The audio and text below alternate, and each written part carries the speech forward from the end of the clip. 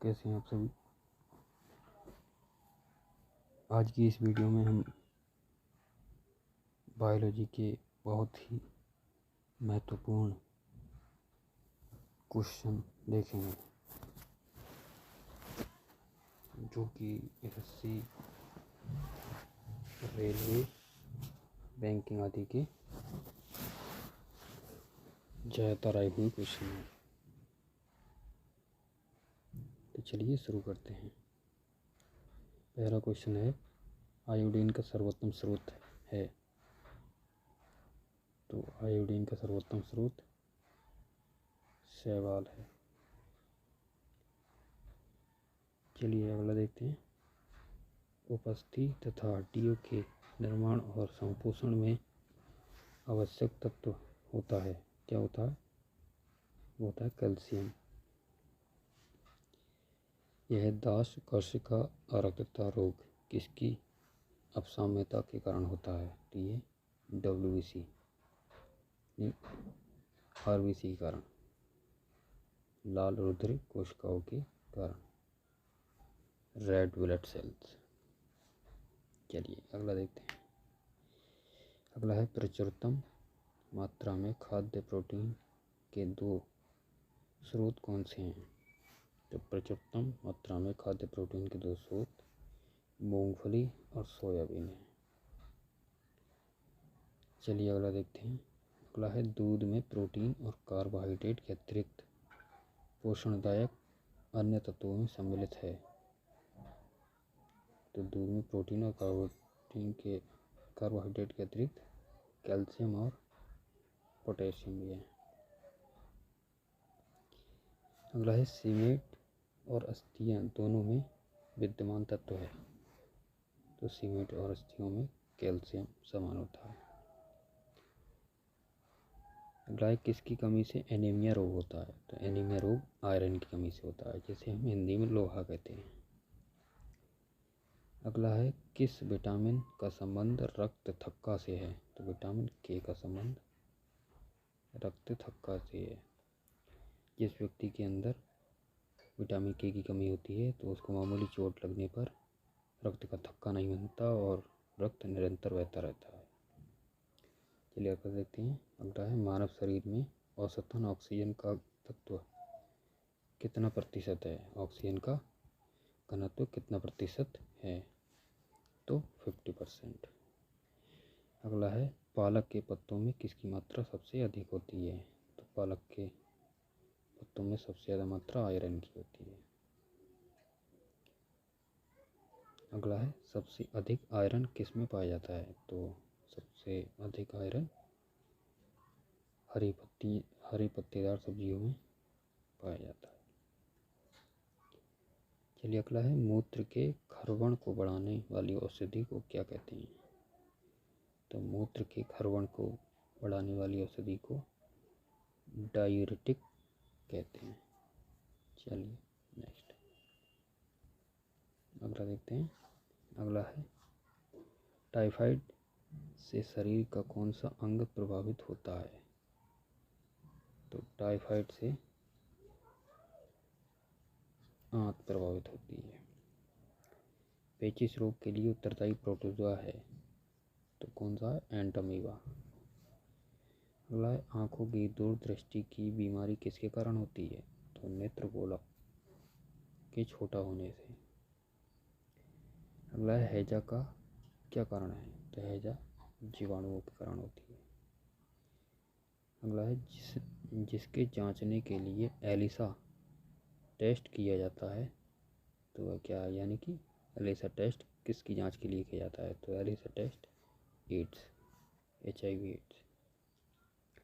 अगला है, avian influenza bird flu विषाणु को किससे निरूपित किया जाता है? तो किया जाता है H5N1 से।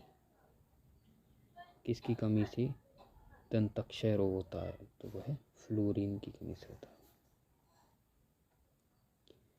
अगला है, बेरियम मील का उपयोग किया जाता है। तो बेरियम मील का उपयोग आहार नली की एक्सरे के लिए किया जाता है। चलिए अगला है, गुर्दा पथरी का पता लगाने के लिए किस प्रतिबिंबीय यंत्र का प्रयोग करते हैं? तो गुर्दे की पथरी का पता लगाने के लिए हम सीटी स्कैन का प्रयोग किया जाता है। अगला है, गहरे तले हुए खाद्य पदार्थ जैसे कैंसरजनक होते हैं क्योंकि उनमें प्रचुरता होती है किसकी? वसा की। जो तले हुए ज़्यादातर भोजन या और बहुत सी चीज़ें होती हैं जिनमें वसा की मात्रा ज़्यादा होती है। किस भारी वस्तु की विषाक्तता यकृत थ्रोसिस पैदा करती है? तो वह है कॉपर की।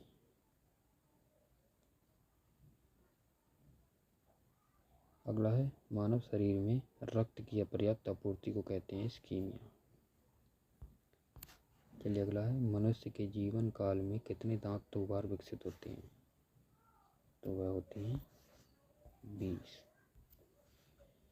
अगला है, मानव शरीर में पाचन का अधिकांश भाग किस अंग में संपन्न होता है? तो मानव शरीर में पाचन का अधिकांश भाग छोटी आंत में संपन्न होता है। अगला है, मनुष्य में पाचन क्रिया कहाँ प्रारंभ होती है? तो मनुष्य में पाचन क्रिया मुख से ही प्रारंभ हो जाती है। अगला है, सर्वप्रथम रक्त परिसंचरण तंत्र का अध्ययन किसने किया था? सर्वप्रथम रक्त परिसंचरण तंत्र का अध्ययन विलियम हार्वे ने किया था। अगला है, पेसमेकर का संबंध किससे है? तो पेसमेकर का संबंध हृदय से है। अगला है, पेसमेकर का कार्य क्या है? दिल की धड़कन प्रारंभ करना। अगला है, गति प्रेरक किससे संबंधित है? तो गति प्रेरक हृदय से संबंधित। अगला है, किनकी भित्तियों पर रक्त द्वारा डाले गए दबाव को रक्तदाब कहते हैं? तो वह है धमनी को कहते हैं।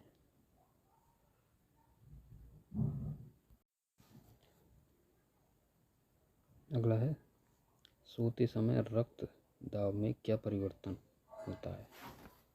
तो सोते समय रक्तदाब ब्लड प्रेशर घट जाता है। अगला है, मानव रुधिर का पीएच है? तो मानव रुधिर यानी ब्लड का पीएच कितना होता है? 7.4। यानी कि हमारा जो ब्लड होता है वो क्षारीय होता है। मानव रक्त प्लाज्मा में प्रायः पानी की प्रतिशत मात्रा कितनी भिन्नता होती है? तो वह 80%। रक्त में पाई जाने वाली धातु है? तो रक्त में आयरन पाया जाता है। अगला है, सोते समय रक्त दाब में क्या परिवर्तन होता है? तो वह घट जाता है। मानव रुधिर का पीएच 7.4। मानव रक्त प्लाज्मा में प्रायः पानी की प्रतिशत मात्रा 80%। रक्त में पाई जाने वाली धातु है लोहा। रक्त का शुद्धिकरण कहाँ होता है? तो रक्त का शुद्धिकरण किडनी में होता है। अगला है, अधिकतम पोषक तत्व रक्त में कहाँ अवशोषित किए जाते हैं? तो है छोटी आंत में। लार में कौन सा एंजाइम पाया जाता है? तो लार में टाइलिन एंजाइम पाया जाता है। अगला है, पेट में भोजन को पचाने के लिए किसकी आवश्यकता होती है? तो पेट में भोजन को पचाने के लिए एंजाइम की आवश्यकता होती है। अगला है, लार किसके पाचन में सहायक होती है? तो लार स्टार्च के पाचन में सहायक होती है। मानव के आमाशय में अम्ल एक्स उत्पन्न होता है जो भोजन के पाचन में सहायता करता है। एक्स है, यानी कि एक्स का मतलब क्या है? तो एक्स अम्ल है, उसे कहते हैं HCl हाइड्रोक्लोरिक अम्ल। यही हमारे शरीर में पाचन का कार्य करता है। चलिए नेक्स्ट। अगला है, क्रेब्स चक्र में किसका संश्लेषण होता है? तो क्रेब्स चक्र में पायरुविक अम्ल का संश्लेषण होता है। अगला है मानव शरीर में खून के अशुद्धि की प्रक्रिया को कहते हैं। मानव शरीर में खून की शुद्धि की प्रक्रिया को डायलिसिस कहते हैं। अगला है पेप्सिन बदल देता है। तो पेप्सिन प्रोटीन को पेप्टाइड में बदल देता है। अगला है पाचन क्रिया में प्रोटीन किस पदार्थ में बदल जाते हैं। तो ये एमिनो अम्ल में बदल जाते हैं। अगला है वह अंग कौन सा है जो मानव शरीर में ग्लाइकोजन के रूप में कार्बोहाइड्रेट को जमा करता है। तो वह यकृत है। यकृत ग्लाइकोजन को कार्बोहाइड्रेट के रूप में जमा करता है। अगला है पित्त किसके द्वारा पैदा किया जाता है। तो पित्त यानी कि बाइल जूस ये यकृत से निकलता है। और पित्त यानी बाइल जमा होता है कहाँ, पित्ताशय में। पित्ताशय में जमा होता है। अगला है स्वस्थ मनुष्य का रक्तचाप सिस्टोलिक एवं डायस्टोलिक होता है। क्या होता है, 120 mm बाय 80 mm। ये स्वस्थ मनुष्य का ब्लड प्रेशर है। अगला है दौड़ लगाते समय मनुष्य का रक्तचाप बढ़ जाता है। अगला है सामान्य जीवन काल में मनुष्य का हृदय लगभग कितनी बार धड़कता है। तो यह 2 अरब बार। मानव शरीर में हृदय का कार्य है। तो मानव शरीर में हृदय का कार्य पंपिंग स्टेशन की तरह है। अगला है सामान्य जीवन काल में मनुष्य का हृदय लगभग कितनी बार धड़कता है। 2 अरब बार धड़कता है। अगला है मानव शरीर में हृदय का कार्य पंपिंग स्टेशन की तरह। अगला है रक्त में लाल रंग किसके कारण होता है। तो रक्त में लाल रंग हीमोग्लोबिन के कारण। हीमोग्लोबिन में होता है। तो हीमोग्लोबिन में क्या होता है, आयरन यानी कि लोहा। अगला है शरीर में हीमोग्लोबिन का कार्य है। तो शरीर में हीमोग्लोबिन का कार्य ऑक्सीजन का परिवहन, ऑक्सीजन को एक जगह से दूसरी जगह तक ले जाना। अगला हीमोग्लोबिन किसका महत्वपूर्ण घटक है। तो हीमोग्लोबिन रेड ब्लड सेल्स यानी कि आरबीसी का महत्वपूर्ण घटक है। अगला है हीमोग्लोबिन का कार्य है। हीमोग्लोबिन का कार्य ऑक्सीजन ले जाना है। किसकी सहायता से रक्त द्वारा ऑक्सीजन ले जाया जाता है। तो यह लोहित कोशिकाओं की सहायता से रक्त द्वारा ऑक्सीजन को ले जाया जाता है। जब कोई बाहरी पदार्थ मानव रुधिर प्रणाली में प्रविष्ट होता है तो वह प्रक्रिया कौन प्रारंभ करता है। तो वह WBC। यह कोई भी बाहरी पदार्थ मानव रुधिर प्रणाली में प्रविष्ट होने के बाद उसे हानिकारक पदार्थों को नष्ट कर देती हैं। अगला है लाल रक्त कणिकाएं RBC कहाँ उत्पन्न होती हैं। तो यह अस्थि मज्जा यानी बोन मैरो में उत्पन्न होती हैं। अगला है किसको RBC का कब्रिस्तान कहा जाता है। तो RBC का कब्रिस्तान एस्प्लीन या प्लीहा को कहते हैं। अगला है मनुष्य की लाल रक्त कोशिकाओं का जीवन काल कितना होता है। तो मनुष्य की लाल रक्त कोशिकाओं का जीवन काल 120 दिन का होता है। पचे हुए भोजन में मौजूद विषैले पदार्थ का कौन सा अंग चूषण करता है। तो ये यकृत। अगला है मानव शरीर में लाल रक्त कण का निर्माण कहाँ होता है। तो अस्थि मज्जा यानी बोन मैरो।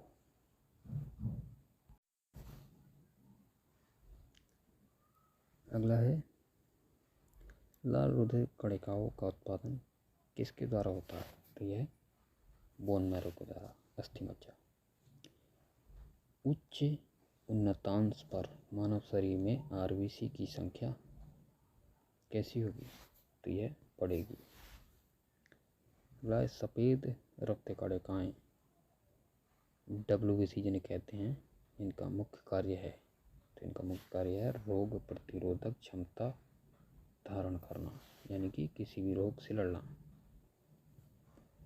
मनुष्य में मेरुदंड से कितनी जोड़ी तंत्रिका निकलती हैं? तो मनुष्य में मेरुदंड से 31 जोड़ी तंत्रिका निकलती हैं। अगला है प्रतिवर्ती क्रियाओं का नियंत्रण।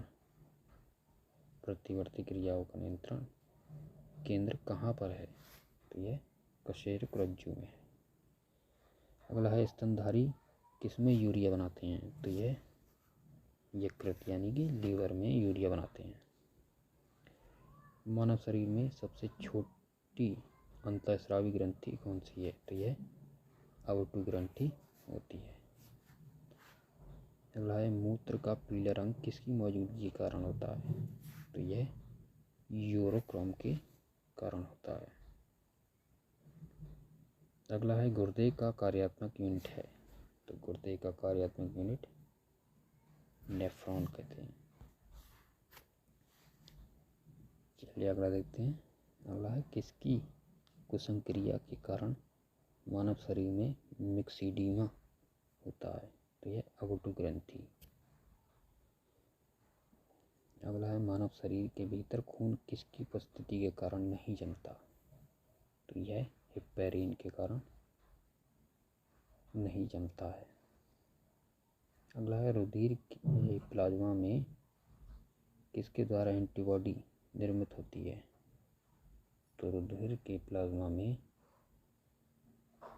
लिम्फोसाइट या इन्हें हम कहते हैं टी सेल निर्मित होती है, इनके द्वारा होती है। एंटीजन एक ऐसा पदार्थ है जो प्रतिरक्षी के निर्माण को बढ़ावा देता है। क्या करता है? प्रतिरक्षी के निर्माण को बढ़ावा देता है। अगला है आयोडीन युक्त हार्मोन है। तो आयोडीन युक्त हार्मोन थायरोक्सिन है। अगला है मानव के श्वेत रक्त कणिकाएं यानी कि WBC का व्यास कितना होता है? तो यह 007 mm इनका व्यास होता है WBC का। अगला है अपोहन का प्रयोग किस क्रिया को पूरा करने के लिए होता है? तो अपोहन का प्रयोग वृक्क के लिए करते हैं। वृक्क यानी कि किडनी के लिए। अगला है स्वेदन किसके लिए महत्वपूर्ण है? तो स्वेदन शरीर के तापमान के विनियंत्रित करने के लिए। सामान्यतः निषेचन होता है। तो निषेचन होता है गर्भाशय में। अगला है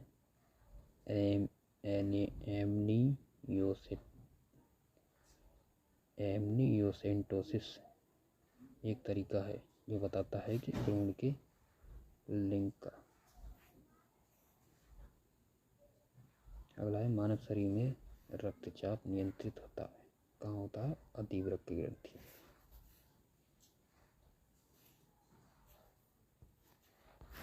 चलिए नेक्स्ट। अगला है जीवन रक्षक हार्मोन किस ग्रंथि से स्रावित होते हैं? तो जीवन रक्षक हार्मोन एड्रिनल से। अगला है मानव शरीर की किस ग्रंथि को मास्टर ग्रंथि कहते हैं? तो यह पीयूष ग्रंथि को कहते हैं, और जिसे हम पिट्यूटरी ग्लैंड कहते हैं। अगला है मनुष्य के शरीर की सबसे छोटी ग्रंथि कौन सी है? तो मनुष्य के शरीर की सबसे छोटी ग्रंथि पीयूष ग्रंथि या पिट्यूटरी ग्लैंड है। अगला है गर्भाशय में शिशु के विकास की जानकारी हेतु किसका प्रयोग किया जाता है? तो गर्भाशय में शिशु की विकास की जानकारी के लिए हम अल्ट्रासाउंड का प्रयोग करते हैं। अगला है भ्रूण के विकास के लिए किस अंग के द्वारा खाद्य की पूर्ति की जाती है? तो यह बीजांडसन के द्वारा। स्त्रियों की नसबंदी को क्या कहा जाता है? तो इन्हें कहा जाता है ट्यूबैक्टोमी। अगला है गाय और भैंस के थनों में दूध उतारने के लिए किस हार्मोन की सुई लगाई जाती है? तो ये ऑक्सीटोसिन की सुई लगाई जाती है। थायराइड ग्रंथि से थायरोक्सिन स्रावित करने के लिए उत्तेजित करने वाला अंतःस्रावी हार्मोन कौन सा है? तो यह TSH, इसे TSH हार्मोन कहते हैं। अगला है मायोग्लोबिन में कौन सी धातु होती है? तो मायोग्लोबिन में तांबा होता है। अगला है एक वयस्क पुरुष के लिए सामान्य हीमोग्लोबिन की मात्रा 100 ml रक्त पे कितनी होनी चाहिए? 5 ग्राम। मानव शरीर का सामान्य तापमान कितना होता है? तो सामान्य तापमान होता है 90 डिग्री सेंटीग्रेड। चलिए अगला देखते हैं। अगला है किस शरीर प्रक्रम से प्रोथ्रोम्बिन का संबंध है? तो प्रोथ्रोम्बिन का संबंध रक्त जमाव से। अगला है शरीर में सबसे बड़ी अंतःस्रावी ग्रंथि कौन सी है? तो यह ABO2 यानी कि थायराइड अंतःस्रावी सबसे बड़ी ग्रंथि है। कौन सा हार्मोन लड़ो उड़ो हार्मोन कहलाता है? तो लड़ो उड़ो हार्मोन एड्रेनलिन कहते हैं। इंसुलिन है एक प्रकार का, तो इंसुलिन एक प्रकार का हार्मोन कहलाता है। कौन सा पदार्थ मानव शरीर में सबसे अधिक कठोर है? तो यह दंतवाल यानी कि जो हमारे दांत होते हैं वह सबसे कठोर है। किस कोशिका से इंसुलिन स्रावित होता है? तो बीटा कोशिका से इंसुलिन स्रावित होता है। इंसुलिन उत्पादित होता है तो इंसुलिन पैंक्रियाज द्वारा उत्पादित होता है। अगला है ऑक्सीजन की उपस्थिति में सुक्रोज का CO2 एवं जल में ऊर्जा निर्मुक्त होने का साथ पूर्ण रूपांतरण होने को कहते हैं वायु शोषण। अगला है हमारी छोड़ी हुई सांस की हवा में CO2 की मात्रा लगभग कितनी होती है? तो वह 4% होती है। अगला है हृदय वंचित है, तो हृदय वंचित ऐच्छिक पेशी है। अगला है मनुष्य में त्वचा किस स्थान पर सबसे अधिक मोटी होती है? तो वह तलवे पर, तलवा जो होता है हमारे पैर के नीचे का तलवा, उसमें सबसे मोटी त्वचा होती है। अगला है मानव शरीर का सबसे बड़ा अंग कौन सा है? तो मानव शरीर का सबसे बड़ा अंग त्वचा को कहते हैं। अगर पूछे कि मानव शरीर में यानी मानव शरीर के अंदर, तो वह यकृत को कहते हैं। यकृत को कहते हैं मानव शरीर के अंदर सबसे बड़ा अंग।